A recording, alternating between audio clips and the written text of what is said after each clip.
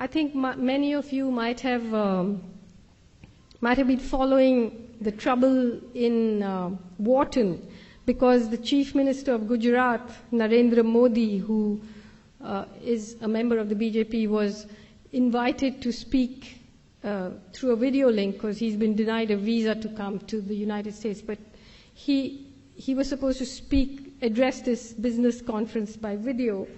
And some professors ran a campaign against, petitioned the university to disinvite him, and he was disinvited. And now there's a campaign for the free speech of Narendra Modi. But I just want to tell you who this man is. He was a member of an organization called the RSS, which is the Rashtriya Swayamsevak Sangh, which was set up in 1927, inspired by the fascists in Italy, inspired by Mussolini. One of their greatest heroes is Adolf Hitler. They very openly praise Adolf Hitler, and I'll read you some of the things that their books say. In 2002, when Modi was the chief minister, a train full of pilgrims coming back from the destruction of this Ayodhya mosque, which was disputed, the train caught fire. Nobody knows who set fire to the train, and 57 pilgrims were burnt. In reaction to that, under his watch, right-wing Hindu mobs went crazy in Gujarat. They burnt and killed and raped, and something like between 1,000 and 2,000 Muslims were massacred openly on the streets of Gujarat. 100,000 people were driven from their homes. The people who did the killing were helped by the police. There was a member of the Legislative Assembly called Ehsan Jafri, who had the temerity to stand against Modi in the elections. His house was surrounded by a mob of 20,000 people. He made something like 200 phone calls asking for help.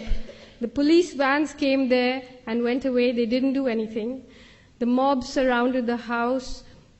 Ehsan Jafri came down and said, look, there were many people sheltering in his house. He came down and he said, look, do what you like to me, but let the women be, let the people who are taking shelter in my place be. They cut off his arms, they cut off his legs, they dragged his body around the place, and then they killed all the people there. They raped the women and they burnt them alive. So, and Modi said, well, if there's an action, there'll be a reaction. And this man is now the front runner to be the Prime Minister of India. And I just want to read you some of the things that the organization to which he belongs say. These are some excerpts from a book called We or Our Nationhood Defined by M.S. Golwalkar, who succeeded Dr. Hedgewar as head of the RSS in 1940. Ever since that evil day when Muslims first landed in Hindustan, right up to the present moment, the Hindu nation has been gallantly fighting on to take on these despoilers. The race spirit has been awakening. In Hindustan, the land of Hindus, lives and should live the Hindu nation. All others are traitors and enemies to the national cause, or, to take a charitable view, idiots. The foreign races in Hindustan may stay in the country, wholly subordinate to the Hindu nation, claiming nothing, deserving no privileges, far less any preferential treatment, not even citizens' rights. To keep up the purity of its race and culture, Germany shocked the world by her purging the country of the Semitic races, the Jews. Race pride at its highest has been manifested here, a good lesson for us in Hindustan to learn and profit by. By the year 2000, the RSS had more than 60,000 branches and an army of more than 4 million volunteers preaching its doctrine across India. Now, at the time when the pogrom against the Muslims happened in 2002, there was an outcry and people were shocked. But since then, Modi has won the elections 4 times. And now he has become the most favorite candidate of India's greatest corporations because he's bringing in a lot of private investment.